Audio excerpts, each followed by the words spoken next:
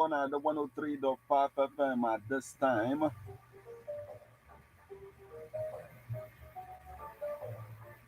And apologies for the little break in transmission. But it's about time. Nebona the 103.5 FM. It's time for ombudsmanship. It's time for us to play that role, of ombudsmanship. It's time for us to cause social change in our society today. It's time for us to do the needful.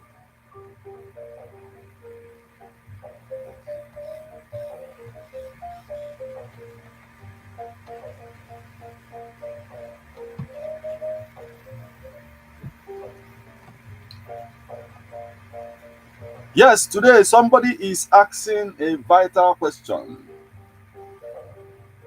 And this question is important for our mission here, which is to, provoke you, to provoke you, thought provoking, program. That's what we're doing right now.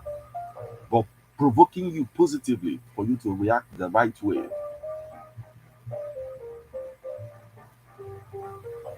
Yes, somebody asked the question and said, why are the Igbos hated in Nigeria?